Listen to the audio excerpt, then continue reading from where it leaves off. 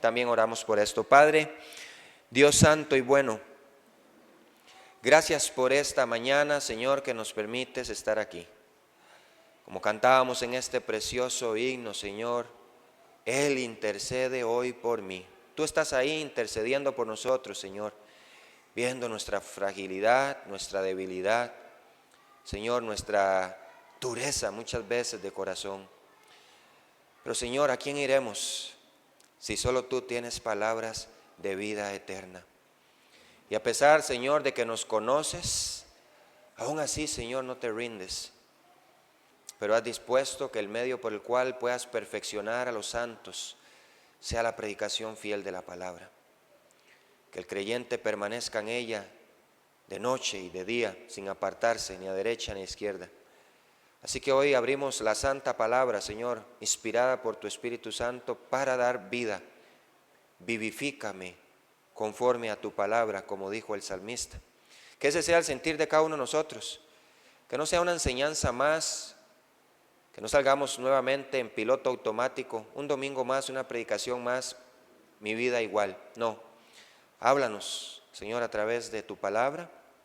Confronta, Señor, nuestra vida y ayúdanos a vivir para tu gloria. Por lo tanto, yo te pido, Señor, humildemente, Señor, un siervo inútil, como dice la Escritura, porque si acaso hacemos lo que nos mandas a hacer, que me guíes con tu Espíritu Santo para llevar tu palabra con denuedo. Quita de mi mente, de mi corazón, cualquier pensamiento humano que no aporte absolutamente nada a la Escritura, y que seas tú hablándonos, que pueda extraer, Señor, lo que el texto tiene que decir, para así poder escuchar lo que tú tienes que decirnos a nosotros. A mis hermanos, dales claridad, entendimiento de las Escrituras, pero también que tu Espíritu Santo obre en sus mentes y corazones para recibir esta palabra, como dijo Pablo, no como palabra de hombre, sino palabra de Dios.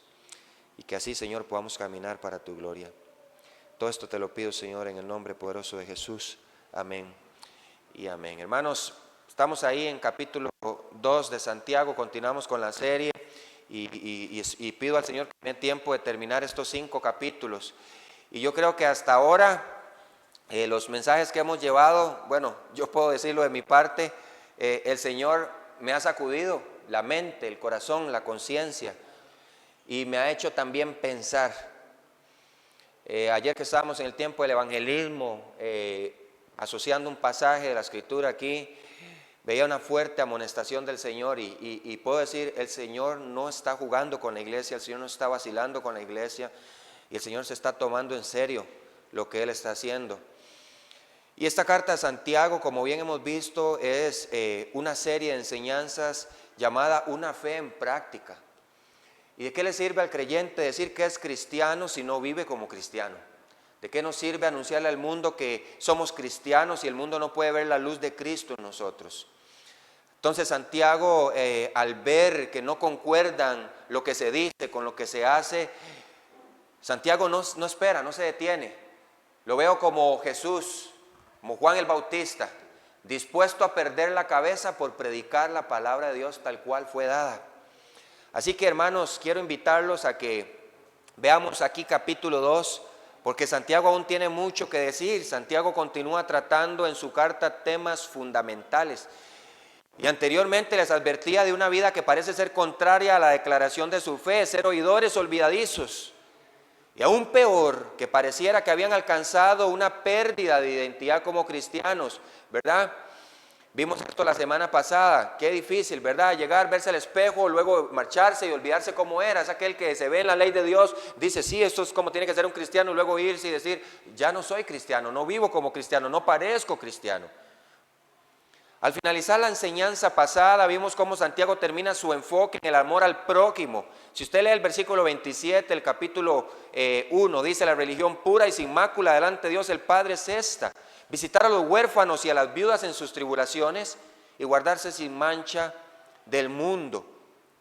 Entonces Santiago hace este enfoque y lo presenta como un sacrificio vivo que conocían bien los judíos creyentes, y les hablé acerca de 2 palabras que se mencionan aquí. Una que cuando habla acerca del rito religioso que tenía que ser perfecto, y en el otro lado el del cordero que tenía que ser sin mancha. Y así Santiago nos dice, recuerde, son real sacerdocio, nación santa, pueblo adquirido por Dios, haced todo para la gloria de Dios. Pero ahora el tema que dirigirá a ellos concuerda con sus últimas palabras: una vida cristiana genuina, con un énfasis claro en el amarse los unos a los otros, tal como el Señor nos lo encomendó. Es un mandamiento, no una sugerencia. Pero pareciera que había un problema presente que impedía esto, y es el que ellos continuaran creciendo espiritualmente y aún también afectando el crecimiento de otros a través de una conducta indebida y que generaría todo tipo de cuestionamientos. Ahora, la pregunta es esta: ¿puede un cristiano afectar la vida de otros cristianos? Sí, y solo de dos formas: positiva o negativa. Hierro con hierro se aguza. Esto es el dicho que decimos popularmente en Costa Rica: el que con lobos anda, aullar aprende. Si usted se junta con un buen cristiano que tiene un enfoque misionero, que tiene un enfoque de vivir para la gloria de Dios, que tiene un enfoque de vivir a la santidad, usted dice: yo quiero ser como este hombre que sigue a Cristo, quiero seguir también a Cristo. Pero si usted se junta con cristianos que ven la vida del evangelio light, la vida del evangelio relajado, tranquilo, permitiéndose pecado, usted va a decir: ok, eso es lo que se puede ser como cristiano. Y la carne va a decir: este tipo de cristiano me gusta. Pero aquí Santiago quiere que ellos entiendan que su vida afecta a los otros según su comportamiento, que también van a afectar de manera espiritual el crecimiento de ellos según su propia conducta. Así que la exhortación es: vivan como cristianos. ¿Por qué? Porque si no vivimos, esto generaría todo tipo de cuestionamientos. Este es el problema de la parcialidad. Es el problema que iba a discutir ahorita mismo Santiago. ¿Cuál es la parcialidad? Es el favoritismo y la injusticia a otros con tal de encajar entre los ricos. Ahora, la pregunta debería ser, vamos a ir aquí a las diapositivas, ahí creo que tengo las preguntas aquí, vamos a ver. La pregunta es: ¿debe un cristiano inclinarse a este tipo de conducta para ser aceptado? ¿Debe ser favoritista? ¿Debe ser parcial? Estos sí, estos no. Me junto con estos no. ¿Es tan importante recibir algún tipo de favor a costa de maltratar a otros? ¿Son realmente los ricos de este mundo, y son los pobres los que merecen desprecio? Santiago confronta abiertamente este tipo de conducta y exhorta a un cambio inmediato. No es si usted quiere, tal vez mañana, tal vez el siguiente año, como cada promesa de nuevo año: Señor, este año voy a leer toda la Biblia completa. Y ahí han pasado 5 años y no hemos pasado de Génesis capítulo 30. Santiago confronta abiertamente este tipo de conducta y exhorta a un cambio inmediato, pero también a un temor reverente al juicio del Señor y a un amor genuino sin acepción de personas. Si vamos al versículo 13 de forma muy rápida, dice: porque juicio sin misericordia se hará con aquel que no hiciere misericordia. Recuerde, esa es una carta dirigida a cristianos. Versículo 12: como los que habéis de ser juzgados por la ley de la libertad. Hermanos, definitivamente hay que tener un temor reverente al juicio del Señor, pero también un amor genuino sin excepción de personas. Así iremos caminando sobre este capítulo 2 y vamos a ver el primer punto: la amonestación contra la parcialidad. Y el primer punto está en el versículo 1, y ya hemos leído en la lectura bíblica, pero leamos de nuevo: hermanos míos, que vuestra fe en nuestro glorioso Señor Jesucristo sea sin acepción de personas. En un contraste muy fuerte, Santiago exhorta a los creyentes a no añadir a nuestra fe algo que represente todo lo contrario a lo que debemos reflejar como cristianos. Dice: hermanos míos, que vuestra fe en nuestro Señor Jesucristo sea sin. Esta palabra sin es como agregar algo más. En el concepto sería quitar más bien, ¿qué? La acepción de personas. Pedro hace un llamado hacia la madurez y qué interesante, porque cuando usted lee la carta de Santiago, tiene cierta concordancia con las enseñanzas de Jesús, muchas concordancias con la enseñanza de Pedro. Pero vamos aquí a este versículo, 2 de Pedro capítulo 1, versículos del 5 al 8, y vea lo que dice Pedro: hermanos, vosotros también, poniendo toda diligencia por esto mismo, añadid a vuestra fe, ¿qué? Virtud. Y vamos agregando: ok, yo he creído en el Señor Jesucristo, he nacido de nuevo, tengo mi fe y mi confianza en Cristo Jesús, soy un cristiano. A esto tengo que añadir virtud. Dice aquí a la virtud, ¿qué agregamos más? Conocimiento. Necesitamos venir a las Escrituras, conocer al Dios verdadero. Luego al conocimiento, ¿qué agregamos? Señor, ya sé qué dices tú, dominio propio. Esto es obediencia, sujeción a la palabra de Dios. Al dominio propio, paciencia, pero también perseverancia, constancia. A la paciencia, piedad.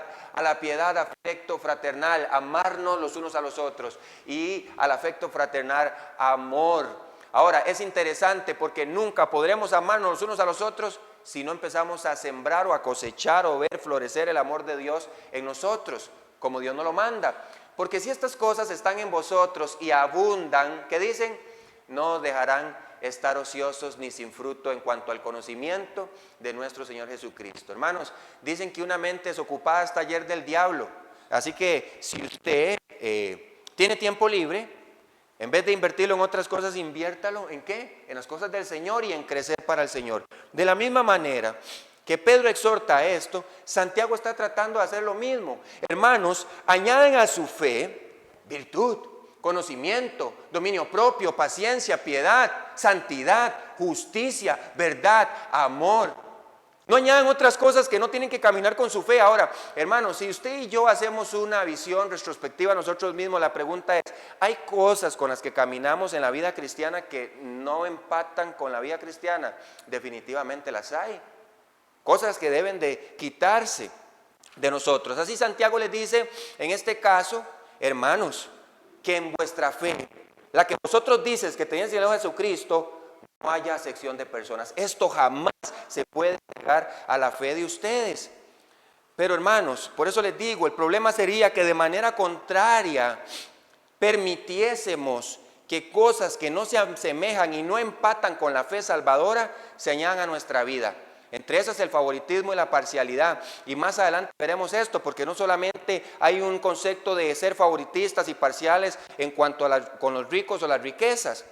Ahora, evidentemente, cada uno de nosotros, presta atención a esto, lucha diariamente con toda clase de pecado. Hay luchas contra el pecado. Algunos tienen luchas contra la pereza, ¿verdad? Y la Escritura muy claramente, oh perezoso, ¿hasta cuándo, verdad, has de dormir? ¿Hasta cuándo has de cruzar los brazos? ¿Verdad? Así vendrá tu pobreza como caminante. Mira la hormiga, no tiene capitán, no tiene líder, mira cómo trabaja. La Escritura exhorta. Algunos son poco diligentes, algunos son un poco más tranquilos y calmados en cuanto al pecado, pero hay cosas con las que luchamos, algunos con pensamientos, otros con la mentira. Imagínense toda la clase de pecado que rodea al mundo con la cual usted y yo podemos luchar. Malos pensamientos, cuestionamientos, odio, rencillas, rencores, toda la lista que está en Gálatas, capítulo 5, ahí las obras de la carne. Podría ser la lucha tuya y mía diariamente, hermanos. Hay cosas que vienen a nuestra vida como conductas, pensamientos y prácticas que deben ser evaluadas y puestas a la luz de las Escrituras para ya sea quitar o mantener. Y yo tengo que hacerme un propio estudio de mí mismo, que dice 2 Corintios 13:5, examinaos a vosotros mismos si estáis en la fe. Como ir al doctor, yo abro aquí el espejo espiritual y me veo y me hago un rayos X espiritual y veo y digo, ok Señor, esto te es agradable, esto se mantiene, esto no te es agradable, esto se quita. Ese era el problema que estaba sucediendo aquí. Santiago quería que ellos vieran que estaban agregando a su fe cosas que no eran correctas, cosas que no eran buenas. Recuerden, venimos hablando un montón de cosas desde el principio. Primero, luchas contra las pruebas. Algunos empezaron a claudicar ante las pruebas. Vinieron la prueba, las tentaciones, algunos empezaron a claudicar ante las tentaciones. Y así seguidamente Santiago exhorta una y otra vez. Y ahora en este caso, hermanos, viene la parcialidad. Ahora, ¿sabe qué es interesante? Estos son cristianos. ¿Sabe qué significa esto? Que si ellos lucharon contra el pecado y ciertas cosas, nosotros también tenemos luchas que enfrentar. Y la pregunta es, ¿qué vamos a hacer? En este caso, Santiago va a confrontarlos directamente contra el problema de la parcialidad. Vamos a ir al siguiente punto, es el peligro de hacer acepción de personas. Y leamos ahí versículos del 2 al 5, abra su Biblia ahí, busque ahí los pasajes. Dice versículos del 2 al 5, porque si en vuestra congregación entra un hombre con anillo de oro y con ropa espléndida, y también entra un pobre con vestido andrajoso, Y miráis con agrado al que trae la ropa espléndida y le decís, siéntate tú aquí en buen lugar, y decís al pobre, estate tú allí en pie o siéntate aquí bajo mi estrado. ¿No hacéis distinciones entre vosotros mismos y venís a ser jueces con malos pensamientos? Qué interesante, hermanos, que cuando usted se sumerge en la palabra de Dios, hay una clave clara para la interpretación bíblica, es cada palabra importa. Y si usted lee la Biblia y usted ve palabra por palabra, hay algo que resalta, que llama la atención. Y aquí en este caso Santiago utiliza una ilustración hipotética, porque él dice, porque si en vuestra congregación entra un hombre, este sí es una palabra griega que es aen, que significa hipotéticamente. Él está usando una ilustración, está haciendo lo que el Señor Jesucristo hacía. Pero ¿saben qué es lo que me llama más la atención? Y este es un ejemplo que me gusta muchísimo. Santiago utiliza una ilustración que habla específicamente acerca de su pecado, pero no directamente llega y les condena acerca de su pecado, sino que utiliza algo que realmente tiene que ver con lo que ellos están haciendo. Y esto me recuerda como cuando Natán confrontó a David, y este es un ejemplo buenísimo. ¿Qué hubiese pasado, yo digo, si Natán llega y le dice a David, David, eres un hombre malo, eres un homicida, eres un adúltero, tú tienes que morir? David hubiera dicho, agarren a ese hombre y córtenle la cabeza. Pero no, Natán fue tan astuto, el Señor le dio tanta sabiduría que llegó y dijo, he aquí un hombre tenía unas pequeñas corderitas. Y había otro hombre que tenía y vino y dijo, agarremos la corderita esta porque vienen a visitarme y sacrifiquemos la cordera. Pero este hombre solo tenía esa corderita y se la quitaron. Entonces dijo David, ¿quién es ese hombre? Ese hombre tiene que morir. Y Natán le dijo, ese hombre eres tú. La única persona amada de Urías Eteo era su esposa, y David se la arrebató. Cuando David entendió esta verdad a través de una ilustración, no le halló más que decir, sí, ese hombre soy yo. Estableció un juicio contra otro porque es más fácil para nosotros juzgar a otros, ¿verdad? Pero después Natán le dijo, oh David, lo siento mucho, pero ese hombre eres tú. Así Santiago utiliza una ilustración y dice, hermanos, si entra un hombre, hagamos una suposición, pero prácticamente le estaba diciendo, ¿saben qué? Esos hombres que hacen favoritismo, esos hombres que son clasistas, esos hombres que hacen parcialidad son ustedes. Hermanos, ahora, qué importante recordar todo el contexto histórico de la iglesia primitiva para poder entender qué es lo que está pasando. Y es que específicamente hablamos de la iglesia en Jerusalén, gran persecución ahí. Sufren de una persecución severa, han sido expulsados de la sinagoga. ¿Por qué? Por Cristo. Algunos separados de sus propias familias por causa de Cristo. Muchos han perdido sus trabajos y quienes han tendido su propio negocio han visto la pérdida de muchísimos clientes. Hermanos, no debemos olvidar la parte humana y cómo debieron sentirse aquellos cristianos con las cosas con que luchaban. Ahora imagínense, estos cristianos, un día lo tenían todo, otro día no tenían nada. Un día tenían sus negocios, otro día lo perdieron todo. Un día tenían muchos clientes, otro día ya no tenían clientes. Tú sigues al Señor Jesús, no vuelvo a ese lugar, no vuelvo a esa tienda, no vuelvo a comprar ahí. Algunos con situaciones difíciles, sin hogar. Y si usted va al libro de los Hechos, ¿qué estaba pasando con la iglesia primitiva? Venían hombres como Bernabé y dijeron, todo lo que tengo es del Señor, no es mío. Aquí está, vendamos lo que tengo y repartámoslo entre todos. ¿Qué hombre haría eso? Muchos se veían beneficiados. Ahora, ¿qué estaba pasando aquí entre la iglesia primitiva? Muchos decían, yo quiero ser amigo de Bernabé. Bernabé tiene mucho dinero, yo quiero ser amigo de Bernabé. Bernabé tiene muchos beneficios para mí. Así muchos empezaron a inclinarse a eso. Ahora, ¿por qué, hermanos? Porque les estaba ganando la situación que estaban enfrentando.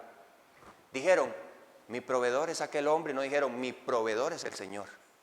Ahora nosotros empezamos a enfrentarnos con ciertas cosas y por ciertas debilidades empezamos a ceder, y así también tenemos que entender que somos humanos. Por eso es que la palabra es importante para exhortarnos.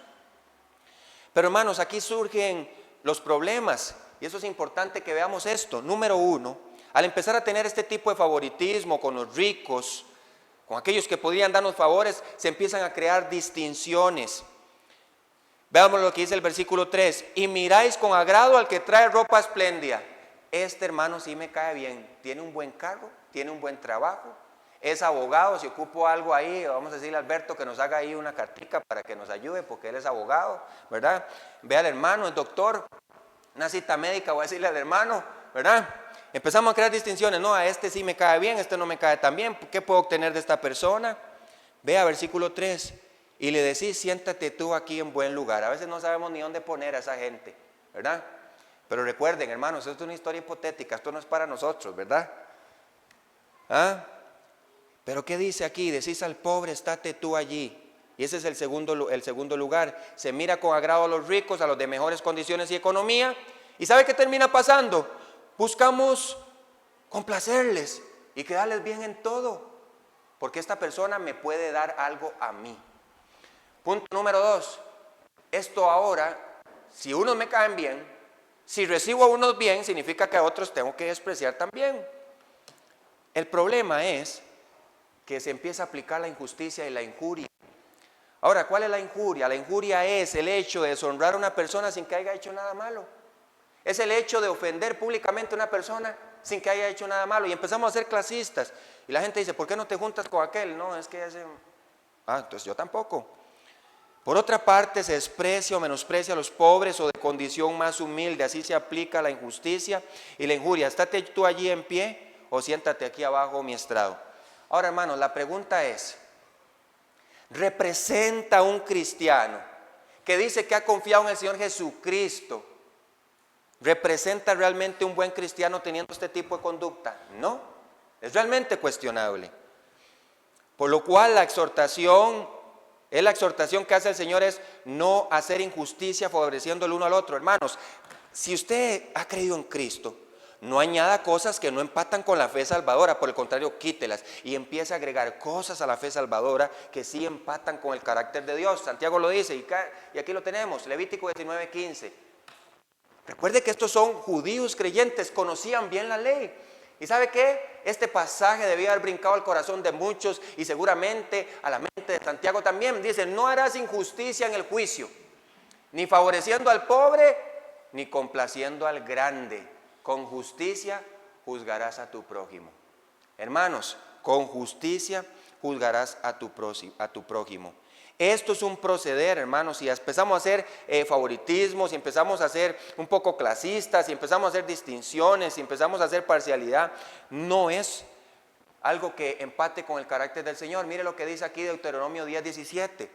Porque Jehová vuestro Dios es Dios, Dios de dioses, Señor de señores, Dios grande, poderoso y temible, que no hace acepción de personas ni toma cohecho, es decir, no toma soborno.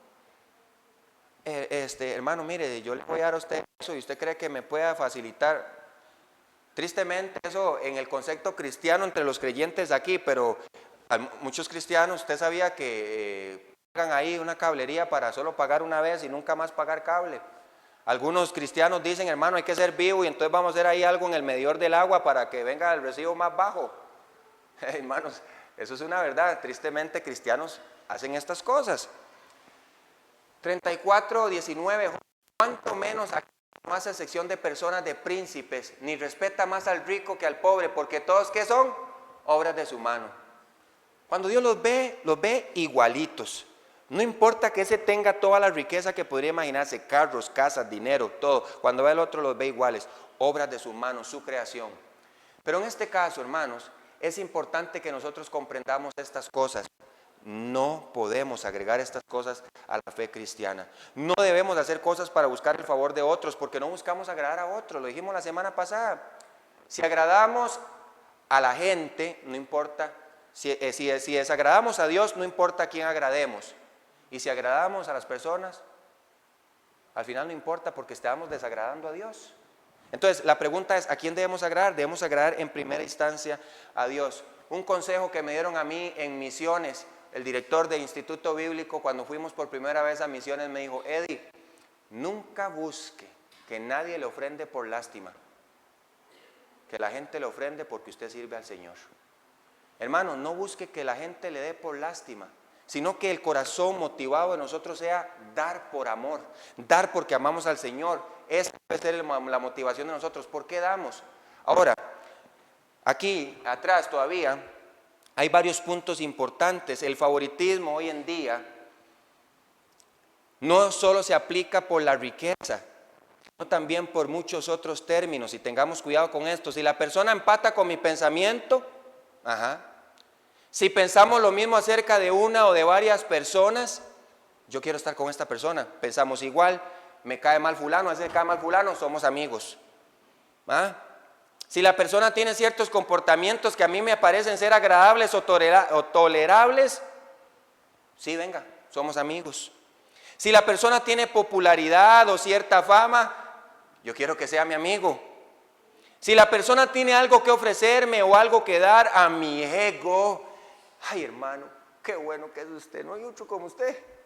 Hermano, qué bien hace usted eso, qué bueno para trabajar. Qué bien, eso me satisface. Lo que ese hombre me dice, este es mi amigo. Para seguir sintiéndome superior o alguien en sí mismo. Si la persona no tiene contra mí ningún tipo de cuestionamiento, venga, usted es mi amigo porque usted no tiene nada que decirme. ¿Sabe qué dice la Biblia? Fieles son las heridas del que ama. Mi amigo no es aquel que tolera mi pecado y dice, todo está bien hermano, no ha pasado nada. Tranquilo, sí. No, mi amigo es el que me dice, hermano, aquí dice esto en la palabra de Dios, estás haciendo mal. Pero decimos, no, ese no me cae tan bien, ese hagámoslo de un lado. Este es un fanático, este es un religioso, este solo se enfoca en la santidad, no. No, hermanos, nosotros ocupamos hermanos que más bien una cachetada espiritual, como digo yo.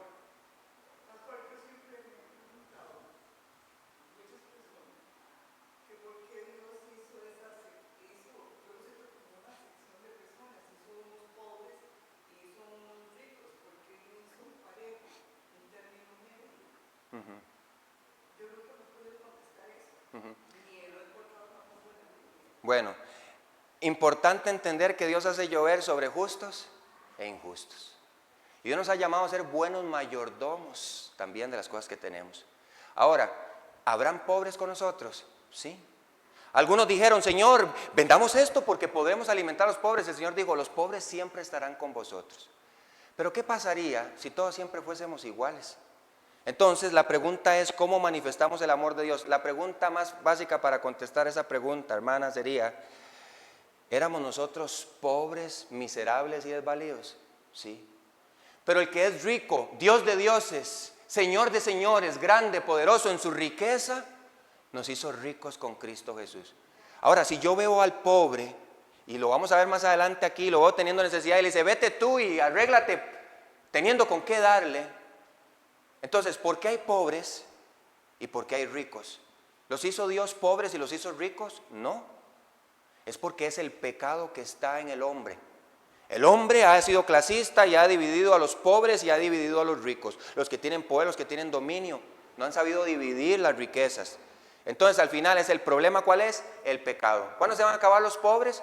Cuando el Señor Jesús gobierne por toda la eternidad. Ahí ya no va a haber clasismo, ahí no va a haber favoritismo. Entonces, el Señor hizo al uno como al otro. ¿Y cuál sería el consejo de nosotros los creyentes? ¿Debemos ser como los ricos opresores? No, como Dios, amar a los que no tienen. Si todos tuviéramos ese tipo de conducta, ese tipo de actitud, seríamos diferentes. Pero yo le puedo decir una cosa, como dijo Pablo, he tenido escasez y he tenido abundancia, y yo he sido bendecido por muchos hermanos. Pero si nos alejamos de este libro y vemos la necesidad de los otros, no podemos ponernos misericordia. La palabra misericordia es pasar la miseria de uno por el corazón de nosotros. Pero nosotros como creyentes podemos ayudarnos los unos a los otros. Amén. Y eso va a hacer la diferencia. ¿Pero por qué lo hizo así el Señor? Bueno, hay muchas preguntas que allá sabremos correctamente la respuesta. Si la persona, hermanos, tolera algo de mí, entonces ese tiene que ser mi amigo, porque tolera ciertos comportamientos pecaminosos. La pregunta es, ¿soy yo ese tipo de persona? ¿Tengo yo favoritos? ¿O amo a todos por igual? Un día estaba escuchando a un predicador, a Paul Washer, decía, ¿tú quieres decirme que tú amas la iglesia? Yo te voy a decir si tú amas la iglesia. ¿Amas al más pequeño de tus hermanos? Eso es amar la iglesia. Porque si tú dices yo amo a la iglesia, pero no ves al más pequeño de tus hermanos, tú no amas la iglesia, tú amas tu ministerio. Tú amas lo que tú eres en la iglesia, pero no amas la iglesia. Amar la iglesia es ver a mi hermano caminando en el camino equivocado y decirle, hermano, alto ahí, estás siguiendo por camino equivocado. Fieles son las heridas del que ama. ¿Sabe qué? Yo prefiero caerle mal a esa persona antes que caerle mal a Dios. Porque por eso le digo, hermanos, hemos visto con ligereza la Biblia. ¿Por qué la necesidad que el creyente pase en este libro? Porque muchas veces estamos haciendo cosas mal, pero cuando vengo aquí, es Dios diciéndome, Eddie, despiértese, está caminando mal. ¿Ustedes han oído la historia de la atalaya en Jeremías? ¿Ah? El atalaya se paraba ahí, arriba del, vamos a usar este ejemplo, ahí estaba el imperio, ahí el pueblo, y en las esquinas que habían unas murallas grandísimas, y habían ahí como unas torres donde el atalaya se paraba a ver. Cuando el atalaya veía venir el enemigo, él tenía que venir y hacer el son de la trompeta, y el pueblo se preparaba, se escondían las mujeres, se escondían los niños, y venía el ejército y venía a batallar. Pero si el atalaya estaba dormido, daba la espalda, y cuando ya veía, estaba muy cerca, no había sonado la trompeta, las puertas estaban abiertas, el reino estaba abierto, de par en par estaban expuestos. ¿Y sabe qué pasaba? El imperio que venía a atacar, entraba, gobernaba y mataba a las mujeres, a los niños, llevaba esclavos, y ese reino caía. El ejemplo de Dios con el atalaya es que si nosotros vemos el pecado venir y no decimos nada, la sangre de esa persona correrá sobre nuestra cabeza. Ahora, hermanos, ¿sabe qué dice el libro de Proverbios? No participemos de pecados ajenos. Si yo tengo a mi amigo y mi amigo es injurioso, es parcialista, es vulgar, es desobediente a Dios, es borracho, ¿cuál es mi deber como cristiano? Hermano, ¿qué estás haciendo? Esa no es la vida de un hijo de Dios. Aunque él me diga, fúchila, váyase, yo a usted no lo quiero. Pero somos favoritistas. Este me sirve porque tolera mi pecado, porque tiene el mismo pensamiento, odiamos a las mismas personas, me cae mal la misma persona. Venga, si usted es mi amigo. Hermano, ¿sabe qué? Yo no sé, pero si será mi punto de vista, pero la Biblia habla muy claramente acerca de esto. Vea, esto no está aquí, pero bueno, el Señor es el que manda. Vamos a ir a 1 Corintios. Capítulo 5, y quiero enseñarles esto. Y vamos al versículo 9. Hermanos, esto no fue que yo me metí ahí un comentario, cómo predicar un sermón hoy. No, no se trata de eso. Se trata de que nosotros vayamos a la Biblia para que cuando salten preguntas, la palabra venga y me recuerde lo que tengo que hacer. Ahora mire esto, en cuanto a juntarme en yugo desigual.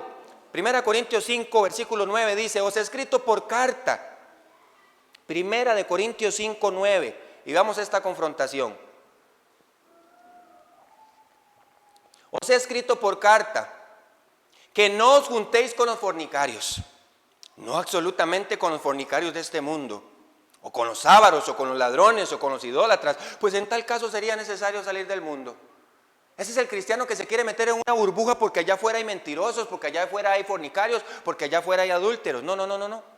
Vea lo que dice el versículo 11. Más bien os escribí que no os juntaseis con ninguno que llamándose hermano fuere fornicario o avaro o idólatra o maldiciente o borracho o ladrón, con el tal que ni aun comáis. Hermanos, hemos sido llamados a ser real sacerdocio, nación santa, pueblo adquirido por Dios. Si como cristianos admitimos todas estas cosas de nuestra vida, hermano, la pregunta es, ¿podemos llamarnos cristianos? Hermano, vea, yo he estado delante de un familiar que me ha dicho, Eddie, yo a esa persona no le creo, y tristemente a otro familiar porque es un hipócrita, porque me ha dicho que es cristiano y véalo ahí, en las fiestas, tomando, diciendo vulgaridades, haciendo un montón de cosas. Hermanos, la gente está cansada de ver cristianos de doble ánimo, inconstantes en todos sus caminos. Seamos fieles al Señor. Y busquemos cristianos fieles que amen al Señor, que aporten a nuestra vida, aún así nos digan la verdad. Seamos humildes para aceptarla y recibirla y decir, hermano, usted tiene razón porque es lo que la palabra de Dios dice. Amén. Eso no era esta predicación, pero ahí está. Volvamos a Santiago capítulo 2. Ahora, hermanos, también sepa que después de eso a usted le van a llamar fanático, religioso, fariseo. Es necesario agradar a Dios antes que a los hombres. Es necesario obedecer a Dios antes que a los hombres. Ahora, hermanos, la pregunta para nosotros es, ¿con qué tipo de personas estoy haciendo yo este tipo de parcialismo, de favoritismo, de clasismo? Miren lo que sigue diciendo aquí en el capítulo, aquí en el versículo 5, los verdaderos ricos de este mundo. Dice Santiago: hermanos míos amados. Hay un hombre que he estado escuchando ahí, que sube ahí un video, una exhortación. Me pareciera escucharlo él: hermanos míos amados. Esta es la reprensión de amor de alguien que ama a la iglesia. Yo hubiera dicho: hermanos míos inconstantes, de doble ánimo, de corazón indispuesto. No, hermanos míos amados. Este es el amigo que yo quisiera tener. El amigo que no hace favoritismo porque soy rico, porque soy pobre. Más bien el amigo que me ve en mi necesidad y me exhorta. Oíd, oíd. Dice aquí: ¿no ha elegido Dios a los pobres de este mundo para que sean ricos en fe y herederos del reino que ha prometido a los que le aman? Pero vosotros habéis afrentado al pobre. ¿No os oprimen los ricos y no son ellos los mismos que os arrastran a los tribunales?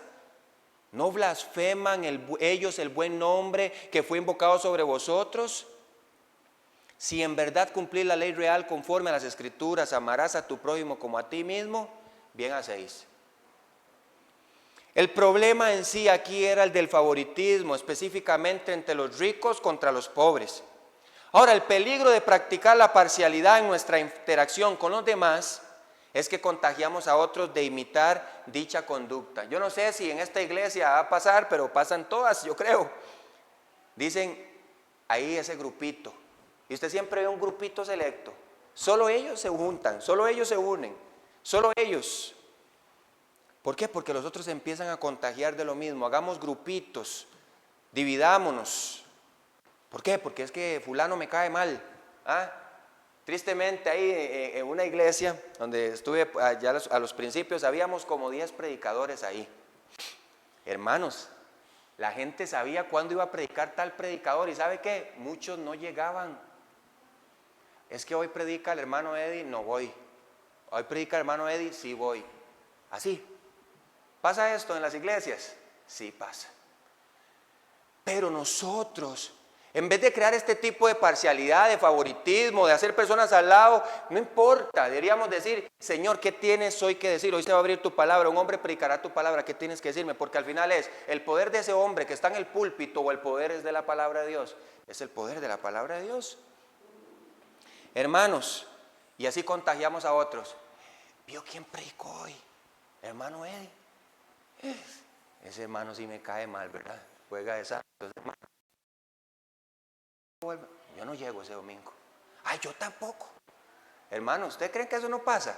Sí pasa. Vio ahí, ¿quién llegó a la iglesia? Otra vez. Y ahí anda. Sí, yo mejor ni le hablo. Hermanos, el concepto del cristiano es: ¿de qué manera puedo yo afectar la vida de este cristiano en que yo lo pueda ayudar a salir adelante? Ahora, hay muchos cristianos que son difíciles, hermanos, de arriar, definitivamente. Decía el director de Instituto Bíblico, decía: a veces es mejor tratar con vacas que con hombres. Pero ese es amar al más pequeño de la iglesia, una y otra y otra y otra vez, exhortar, animar, impulsar. Hermanos, que tal vez los tenemos que visitar 7, 8 veces, 10 veces a la casa. Hermano, ¿qué está pasando? Camine para el Señor. Pero muchas veces algunos dicen: ¿para qué más? Hagámoslo a un lado. La pregunta es: ¿así dijo el Señor con nosotros? No, y estoy seguro que todavía nos falta muchas cosas en las que vamos a cometer errores o pecado. Hermanos, el peligro de practicar la parcialidad en nuestra interacción con los demás, que contagiamos a otros a imitar dicha conducta. ¿Saben qué? Como un veneno que de manera progresiva invade todo el cuerpo. Y así empezamos a contagiar a otros. Qué raro, en la reunión de mujeres llegan todos y en la reunión de varones no llegan. ¿Por qué? Porque hay todo este tipo de cosas. Hermanos, no. Todos en un mismo sentir, todos en un mismo caminar. El ministerio no es del hermano Eddie, del hermano Álvaro, del hermano Alberto, de la hermana Ana, de la hermana Sheila. No, el ministerio es del Señor, y todos como cuerpo juntos. Animémonos. Hay una amonestación clara y directa. Él ha de ser el mismo con todos.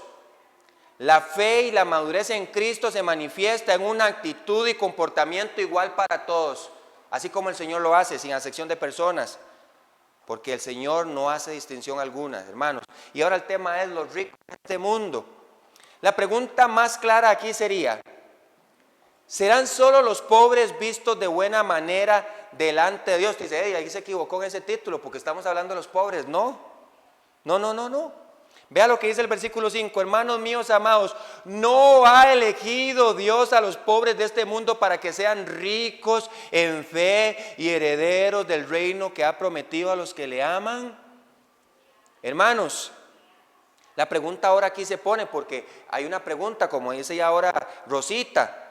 ¿Serán solo los pobres vistos de buena manera de parte de Dios? En cambio, ¿acaso que Dios dice, mira, los pobres, sí, los ricos los tienen en mucha opresión, me caen bien los pobres, los ricos no? ¿No? Porque si no, Bernabé no hubiera calzado en el libro de los Hechos. ¿Son acaso los ricos despreciados por Dios? No, claramente hemos visto que no. Ese no es el carácter de Dios. Pero en el concepto de la autosuficiencia, Dios ha elegido a los pobres en espíritu. ¿Por qué? Porque los ricos creen que no tienen necesidad de nadie y muchas veces hasta menos de Dios. Ya lo tienen todo. Son tan ricos, no hay necesidad alguna, compran lo que quieren, tienen lo que quieren, estudian lo que quieren, van donde quieren. Si tienen que ir a una especialidad a España, van a España y luego viajan a Chile y van. Todo lo tienen. ¿Para qué tener la necesidad del Señor? Pero la diferencia, hermanos, es que Dios ha elegido a los pobres en espíritu, aquellos que se humillan y reconocen la necesidad de Dios en sus vidas. A los que entienden que Dios yace toda sabiduría, riqueza, fuerza, poder y gloria. Esos son los ricos de este mundo. A los que ven a los demás como iguales y su trato es humilde y amoroso para con todos. A estos el mundo llama vil y menospreciados, los llama necios y débiles, pero a estos los escogió el Señor. Gloria a Dios por eso. Porque yo estoy entre ese grupo, vil y menospreciado. Y ahí estaba el Señor. Vamos a verlo. Pues mirad, hermanos, vuestra vocación, que no sois muchos sabios según la carne, ni muchos poderosos, ni muchos nobles, sino que lo necio del mundo escogió Dios para avergonzar a los sabios. Y lo débil del mundo escogió Dios para avergonzar a lo fuerte. Y lo vil del mundo, lo menospreciado escogió Dios, y lo que no es para deshacer lo que es, a fin de que nadie se jacte en su presencia. Y decir, Señor, yo estoy aquí porque soy tan capaz. El Señor me escogió a mí porque soy tan inteligente, soy tan bueno para los negocios. No, nadie se va a poder jactar en su presencia. Mas por Él estáis vosotros en Cristo Jesús, el cual nos ha sido hecho por Dios sabiduría, justificación, santificación y redención, para que como está escrito de gloria, gloríes en el Señor. Si fuésemos tan inteligentes, nosotros hubiéramos entendido la necesidad del Señor en nuestras vidas, pero ¿sabe qué? Ninguno de nosotros lo buscó a Él primero, Él nos buscó primero a nosotros. La insensatez se ve claramente en nuestras vidas. No somos lo suficientemente fuertes, porque ¿quién se podrá salvar a sí mismo? Ninguno. Los ricos de este mundo son los que se humillan ante su Señor. Esos son los verdaderos ricos, los que buscan vivir una vida para su gloria. Ahora, hermanos, vamos a ver a los pobres de este mundo. Dice aquí, pero vosotros habéis afrentado al pobre. Dice, no os oprimen los ricos y no son ellos los mismos que os arrastran a los tribunales. No blasfeman ellos el buen nombre que fue invocado sobre vosotros. Hermanos, el peligro ha sido tal que los creyentes habían cambiado toda su conducta cristiana a cambio de favores o aceptación. Estar con los ricos les hacía pensar más acerca de sí mismos. Oh, estoy entre los más grandes, entre la clase más alta, entre los más inteligentes, entre los más aceptados, los más doctos, los más finos. Las primeras sillas en las mesas, lugares de honor de hombres y vanagloria, pero deshonra y golpes contra los pobres. Esto hacían los cristianos. Desigualdad y ofensas, pero ante todo un evidente y creciente pecado entre ellos, la parcialidad y la acepción de personas. Hermanos, yo no tengo plata, entonces nunca he hecho al lado a los pobres. Hermanos, si usted se cree mejor que ellos, los ha hecho a un lado. Si usted se cree mejor que otros, hace al lado a otros. Si usted cree que usted es más santo que otros, usted hace al lado a otros. Si usted se cree mejor que otros, usted hace al lado a otros. Usted está practicando parcialidad sin tener que tener riquezas. El punto de vista de Dios en cuanto a los ricos de este mundo es muy diferente al de ellos. Él no los critica tan solo por ser ricos, no es que Dios odia a los ricos. Sin embargo, es un hecho que son los que en el mundo considera rico, que se han acostumbrado a atacar a los hijos de Dios. Los que el mundo dice, estos son ricos, estos son los que se han acostumbrado a atacar a los hijos de Dios. Ellos siguen un sistema que contradice al plan de Dios para su pueblo. Son pobres en cuanto a lo que verdaderamente vale la pena en la vida. ¿Quién es un rico? Esta pregunta es difícil de contestar. La riqueza es relativa. Se acostumbra a creer que un rico es quien tenga más que yo. La realidad es que cada hombre rico conoce a otro hombre más rico que ellos. Cada pobre conoce a otros todavía más pobres. Así que Santiago no está atacando la posesión de cierta cantidad de dinero. Está atacando la filosofía del mundo que da prioridad a la posición de dinero y bienes por encima de otros valores. Ahora, ¿cómo eso se ha metido en la mente de los cristianos hoy? Voy a hacer una pregunta.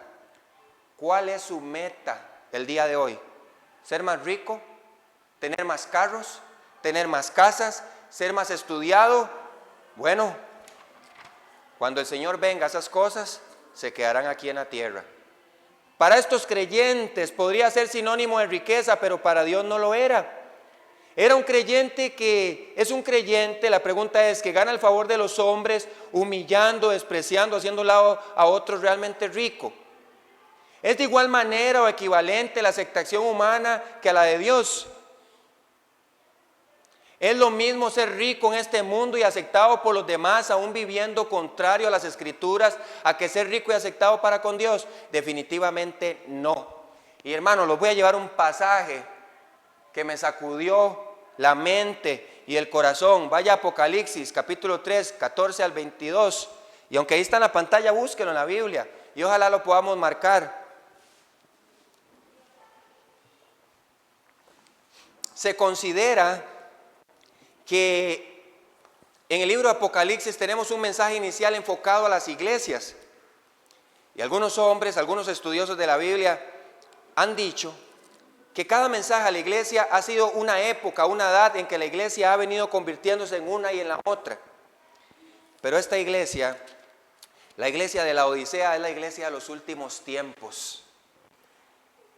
¿Y qué dice Dios acerca de la iglesia de los últimos tiempos? Leamos. Y escribe al ángel de la iglesia en la Odisea: he aquí el amén, el testigo fiel, el verdadero, el principio de la creación de Dios, dice esto. Yo creo que está claro que quien está hablando es el Señor. Yo conozco tus obras. Ahora vamos a hacer un alto. No agarre este mensaje para la iglesia de la Odisea. Escuche como que Dios le está diciendo hoy esto a usted. Yo conozco tus obras, que ni eres frío ni caliente. Ojalá fueses frío o caliente, pero por cuanto eres tibio y no frío ni caliente, te vomitaré de mi boca. Alto, Eddie, ese no es Dios, ese no es Dios, ese no es el Dios de la Biblia. Así es el Señor hablando. Porque tú dices, yo soy rico y me he enriquecido y ni de ninguna cosa tengo necesidad. Pero vea lo que dice el Señor: y no sabes que tú eres un desventurado, miserable, pobre, ciego y desnudo. Hermano, es que yo no he hecho tantas riquezas. Cuando su enfoque es el mundo, cuando usted vive para la gloria del mundo, cuando usted tiene metas seculares más que de Dios, está enfocando su vida en las riquezas equivocadas. Está ciego, está desnudo, usted es pobre porque nada se llevará. La pregunta es: ¿qué ha hecho para la gloria de Dios? ¿Qué ha hecho para el reino de Dios? ¿Cuánto de su vida ha dedicado a la obra de Dios? Por tanto, yo te aconsejo que de mí compres oro refinado en fuego, para que seas rico. Sus palabras son mejores que el oro, y más que oro, refinado. Y vestiduras blancas para vestirte. La santidad, la justicia del cristiano que vive consagrado a Dios, una vida de piedad, que se niega al pecado y que no se descubra la vergüenza de tu desnudez. No hay nada oculto que no haya de ser manifiesto. Cristiano, si vives una vida deshonrosa delante de Dios, tarde o temprano saldrá a la luz y tu vergüenza y tu desnudez será clara. Y unge tus ojos con colirio para que veas, porque parece que caminamos ciegos, todavía manipulados por el príncipe de este siglo. Yo reprendo y castigo a todos los que ¿qué? Que amo. Sé pues celoso y arrepiéntete. No vamos a llegar hasta el 22. Pero yo creo que esto sacude la conciencia de más de un cristiano. Amén. Ojalá lo veamos Dios hablándonos a nosotros. Por lo tanto, el llamado es a crecer en todo en cuanto a madurez requiera. Cumplir la ley de Dios, la ley real. Veamos ahí en Santiago, volvamos. Versículo 8, si en verdad cumplir la ley real es vivir, hermanos, bajo la dirección y en dirección a Dios. ¿Qué dijo Dios? Voy hacia lo que dijo Dios.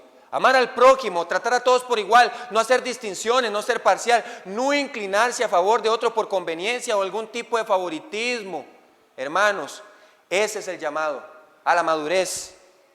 Esta es la historia del buen samaritano. ¿Quién ayudó a ese judío? Ni siquiera los de su propia nación. Lo ayudó uno que por ellos es odiado y repudiado, porque les llaman en aquel entonces, y no sé si hasta ahora, perros.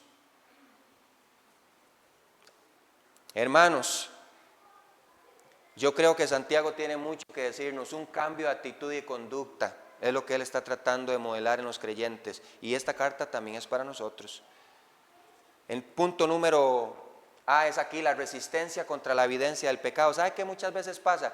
Que decimos, no, yo no tengo eso no es para mí, yo estoy súper bien, no hay nada malo en mí. El que dice que no tiene pecado, el tal es mentiroso. Sí, hay cosas que arreglar.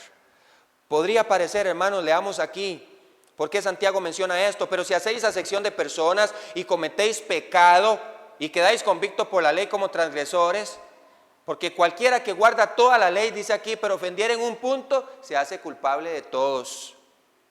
Porque el que dijo no cometerás adulterio, también ha dicho no matarás. Ahora bien, si cometéis adulterio pero matas, no cometéis adulterio pero matas, ya te has hecho transgresor de la ley. ¿Sabe qué estaba diciendo Santiago en comparación? No importa si tu pecado es pequeño para ti. Es lo mismo que matar, es lo mismo que adulterar. Pecados tan grandes, el pecado del favoritismo, de la acepción de personas, es tan grave como matar o adulterar. Aún así, si has fallado en eres culpable, eres lo suficientemente pecaminoso, lo suficientemente incorrecto.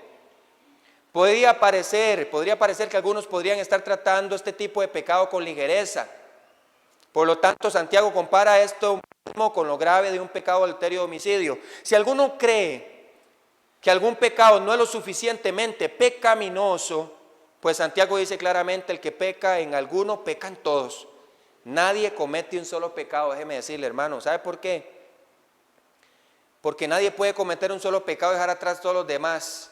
Vamos ahí, admitiendo una cosa y luego otra y luego otra y luego otra. Admitir algún pecado lleva una conducta que admite otro pecado, y así sucesivamente, dando lugar al diablo, a la carne y luego a la decadencia espiritual, hasta la derrota y el fracaso.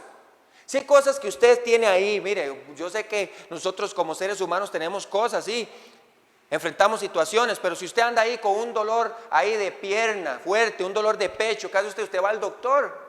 ¿Por qué? Si en relación con el pecado hay cosas que están mal en nosotros, ¿por qué no buscamos al médico por excelencia inmediatamente? Pero ahí vamos agregando cosas: pecado, pecado, pecado, pecado. No, esto no es tan malo, esto no es tan malo, esto no es tan malo. ¿Qué importa? ¿Qué importa? ¿Qué importa?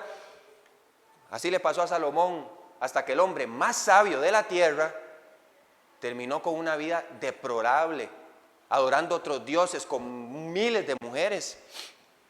¿Por qué? Porque este es el pecado de la transigencia. Permitimos cosas que van generando grandes brechas en nuestras vidas. Santiago dice: no vean esto con ligereza, hermanos. ¿Saben por qué? Porque usted y yo vamos a ser juzgados por la ley de la libertad. Y aquí vamos cerrando. Así hablad y así haced.